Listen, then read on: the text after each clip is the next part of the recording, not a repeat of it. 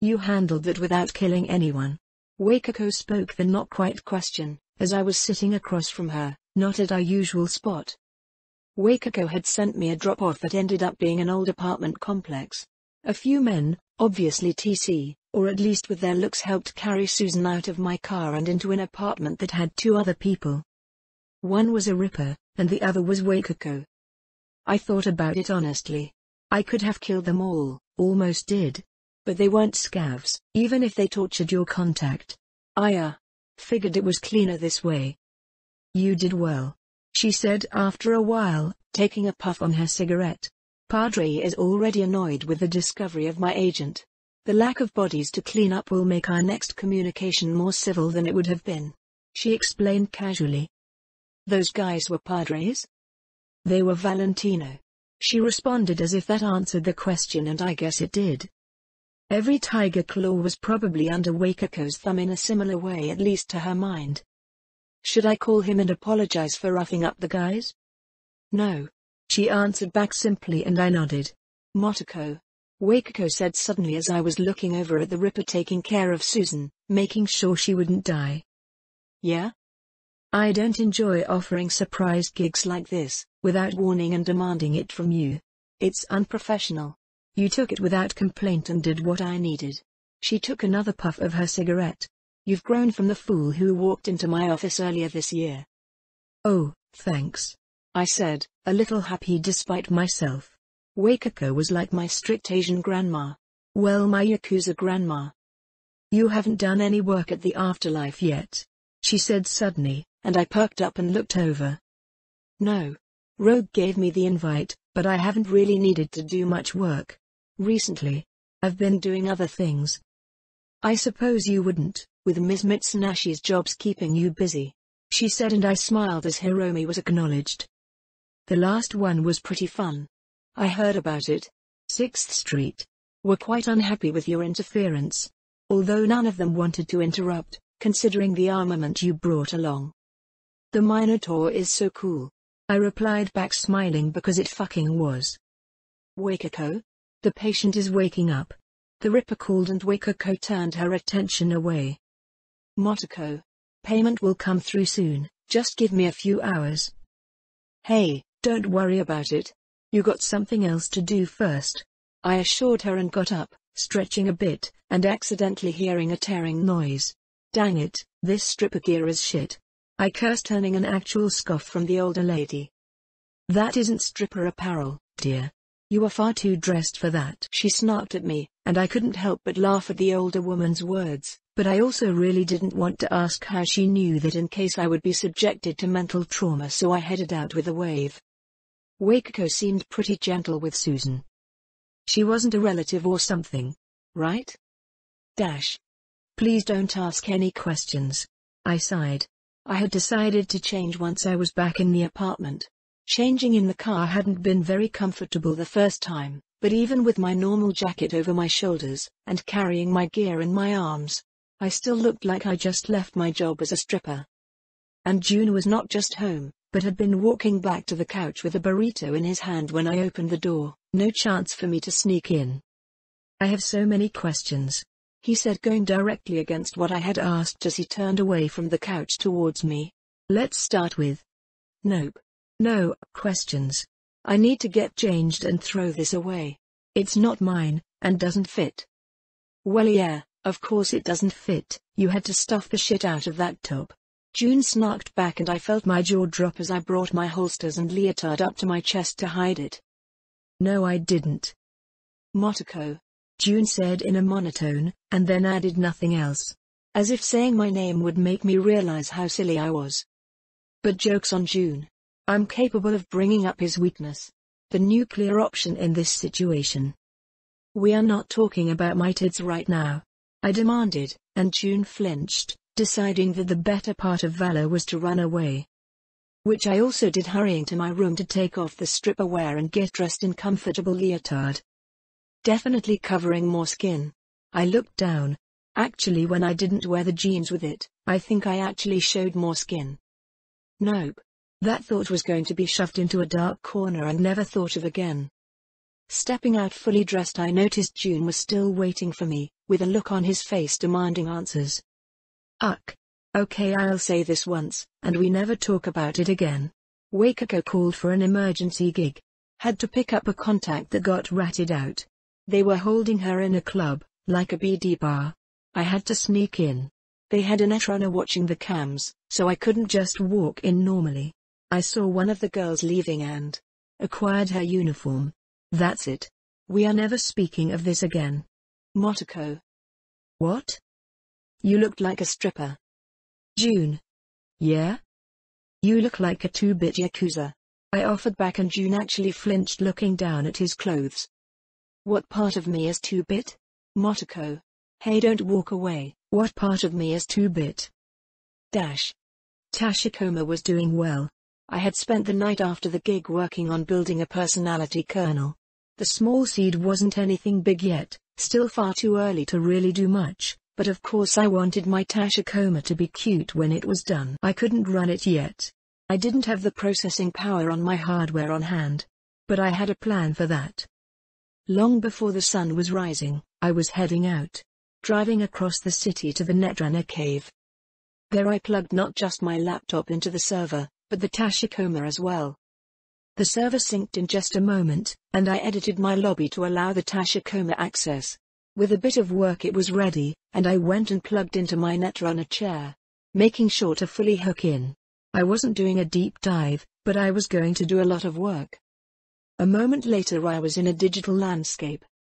There was while it was more like a mess of squiggles than any specific shape.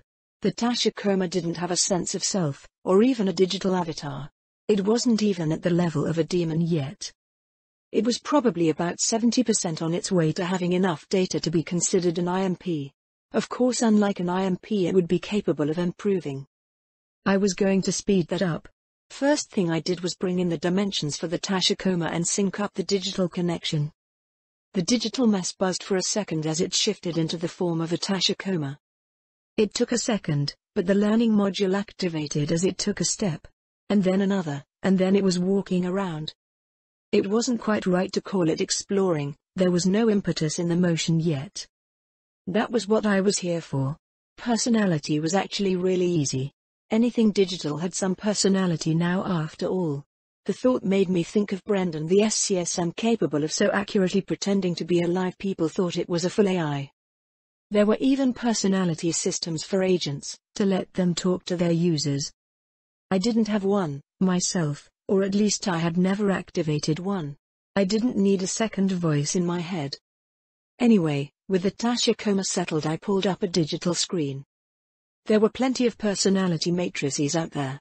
I could go to any shop and buy one that would let my agent, or my clock, or whatever talk to me in some famous actor's voice.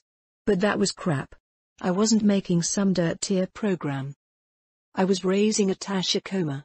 Settling into the lounge chairs I started working, mentally running multiple keyboards as I used my new Cyberdeck to modify the personality kernel. It was actually pretty easy. It was just a seed.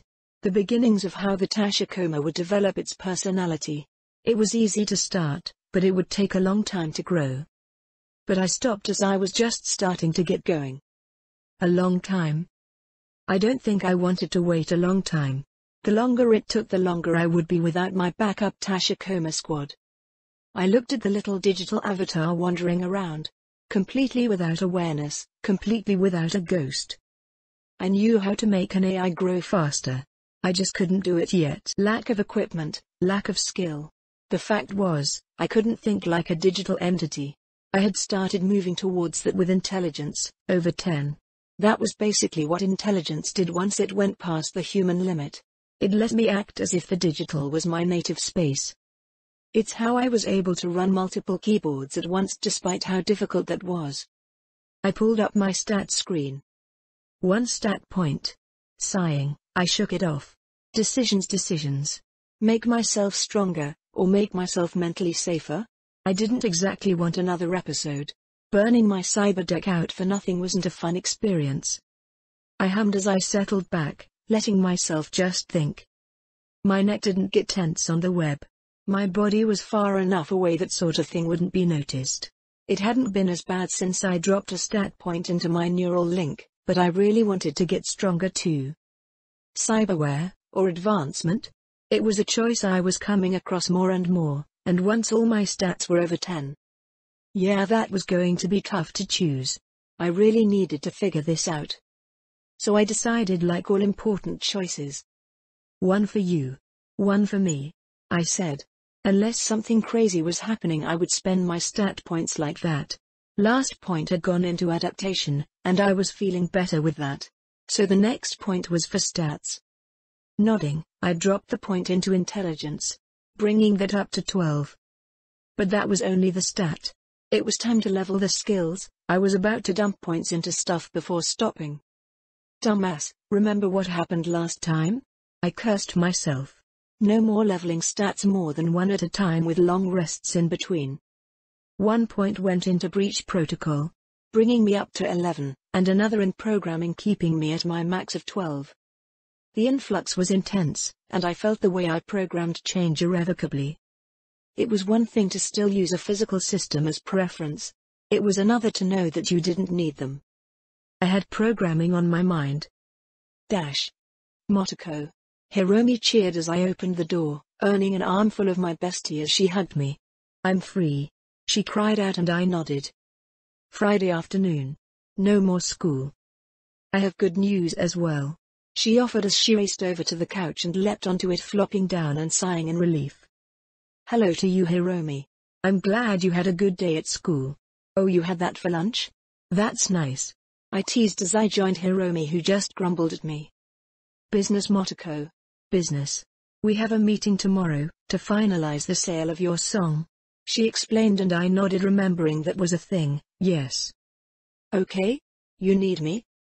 You have to sign it over. We haven't entered any official paperwork on the books to make me your manager. She explained, and then rolled over to look at me with a firm look. So I have to go? So you have to go? She demanded, pointing at me. And to make sure you do, I'm spending the night and hanging out with you all day. Hiromi time. She demanded, and I acquiesced easily. Hiromi headed hard with school and all the responsibilities that I heaped on her. Hiromi time. I agreed, and the bright smile told me I had made the right call. So, shall we go out, get a bunch of food, hang out on the couch? Ooh, that does sound nice. She sighed, raising her hands. Help me up? I grabbed her upraised arms and easily hauled her to her feet. Hiromi was so light.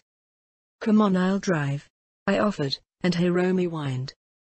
But you drive slow. I drive safe, instantly replied back. So you need better data storage. At least for the Tashikoma, I admitted. Hiromi was playing with my Tashikoma as it walked around in her lap, interested in my drone experiment. That's tough, not as easy to get off the back of a truck as weapons, she explained, and I nodded. It's not a rush, but I can't really make them smart and autonomous at the moment. I can basically just do one or the other. Can't you do a remote connection and control them that way? Yes, I offered. Technically that was the Militech solution to their flathead. Just remote connect it, and don't worry about needing an onboard AI. But I didn't want a flathead, I wanted a Tashikoma. I can do that for a stopgap, might even be a good idea to do it, so I can help teach it what I need it to do, but I'm looking for an autonomous system. I'll keep an eye out. Maybe we'll hit a storage yard, or just knock over a transport. PFFT. I giggled at Hiromi's words. Just knock over stuff, huh? Steal it? You're so bad. What? That's literally what we do. I know. But it sounds funny coming from you and saying it like that. I giggled as I turned to my noodles and kept eating. The TV show currently playing was honestly being ignored by both of us. Me because I didn't like it, and Hiromi, because she was showing that corpo personality. Always wanting to push more. Humph. Maybe I will make sure when I find the chips you need, the gig requires a transport truck heist. Just to show you. That would be cool. Ichi could be the driver in the behemoth, and Malcolm could use his Nomad car, the one with the rockets. I could do a cool jump from Ichi's truck onto the transport and take it over. Or just make them pull over so you don't get yourself killed. Hiromi shrieked at me, and I just laughed.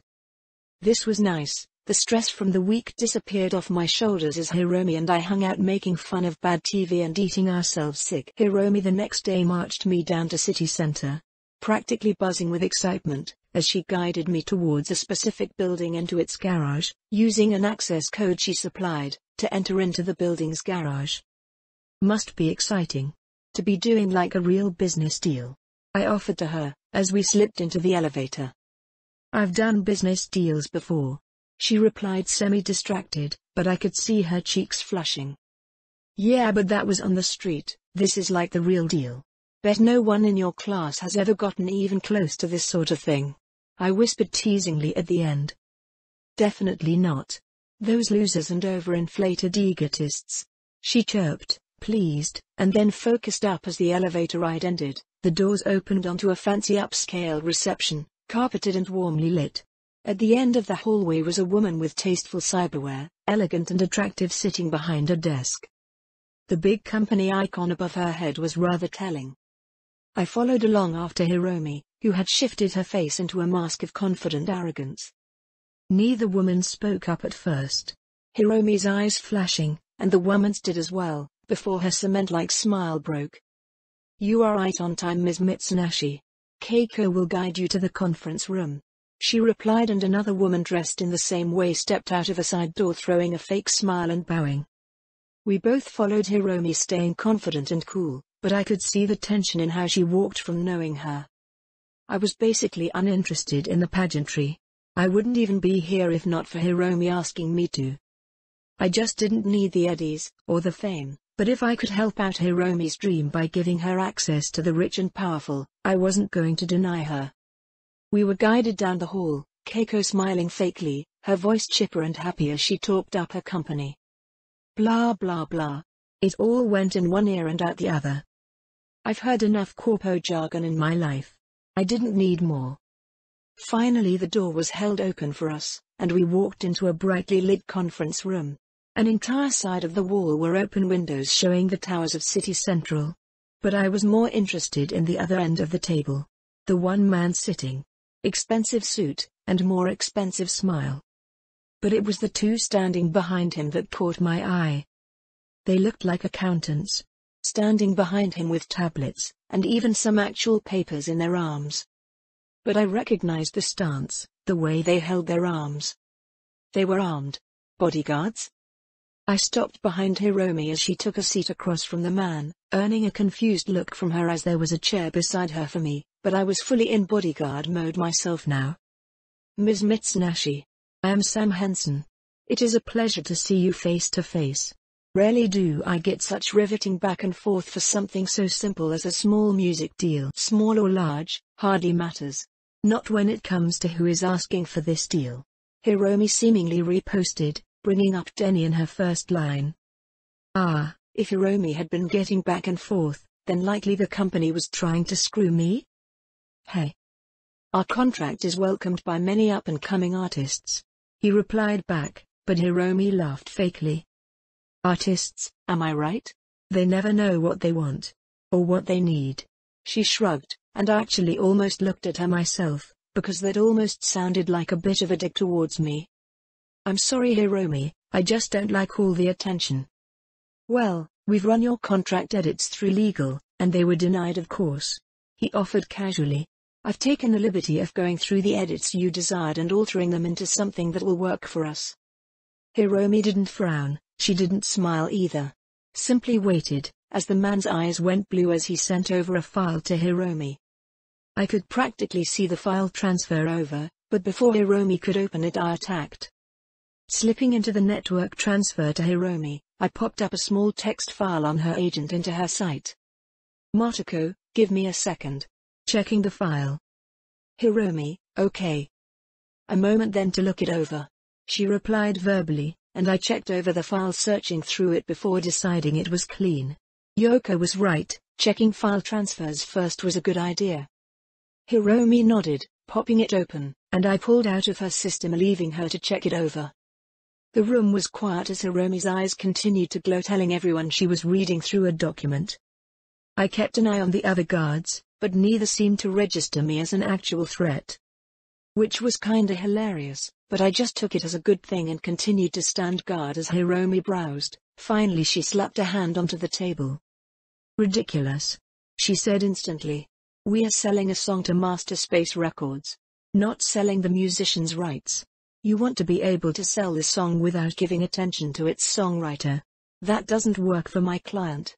It's a standard part of our contracts, Ms. Mitsunashi. We need to be able to sell a song without any issues from a musician's public stunts. The contract will make Tanka full and complete ownership to Master Space. You want to have someone else create the song and sell it as theirs," Hiromi argued, and I was just following along, not really seeing the issue. "Wasn't that what selling the song to them meant?" "Hiromi, stop getting fiery." "Correct. That is a standard in our business, Ms. Mitsunashi. We understand that you are new to the music industry, and not properly licensed to deal in contract law, so we are being understanding of your limitations." Wow, what a great way to belittle someone. I was really starting to not like this guy. I have enough experience to see when my client is being taken advantage of. "We are here at the request of your company, as you wish to purchase my client's work. If this is the best you can offer, I can reach out to other agencies. It honestly isn't an issue for us," Hiromi states plainly. But Sam wasn't seemingly intimidated.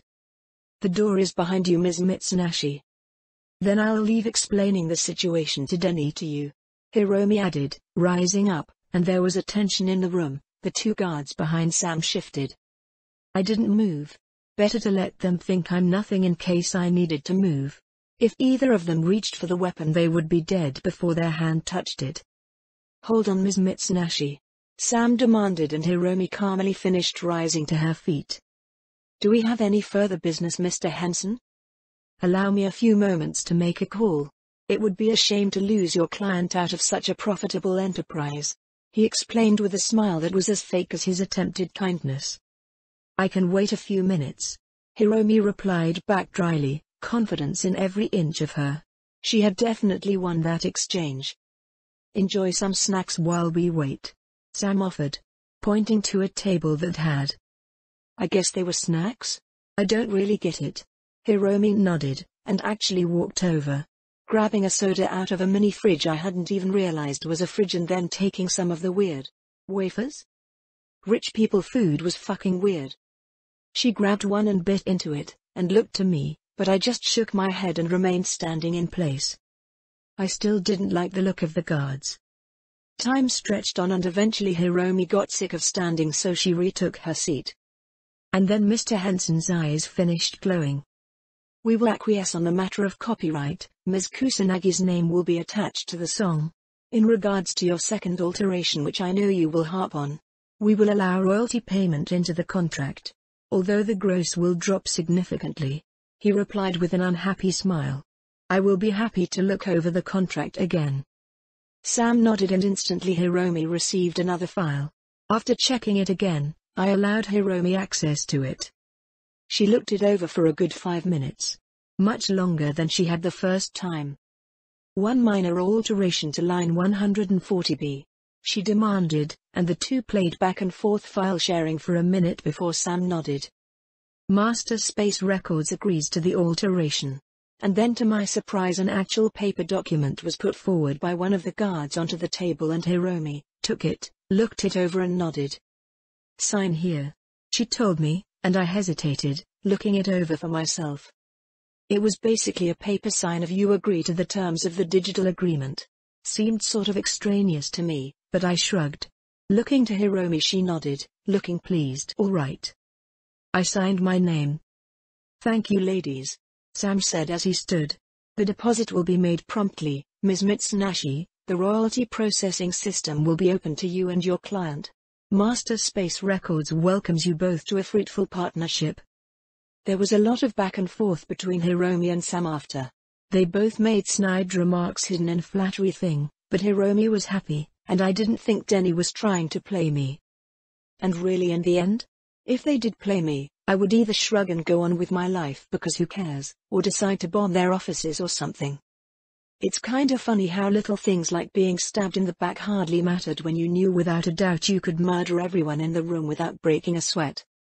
In the end Hiromi accepted the lack of a congratulatory party as was the norm for these types of meetings. And we left the tower the same way we came in. Hiromi was quiet all the way down the elevator and then into the car. Only when the doors shut did she instantly start squealing and bouncing around. I did it. I did it. Motoko. We just made a huge deal. Oh my god. I have to tell my parents. I have to tell the school. I did it. She cried out, bouncing around, all the tension in her leaving her a mess of overexcited feelings. I grinned and gunned it. Time to get out of here, and party. Section 9 style. Dash. Whoa. Malcolm offered, looking surprised. We were all at my apartment.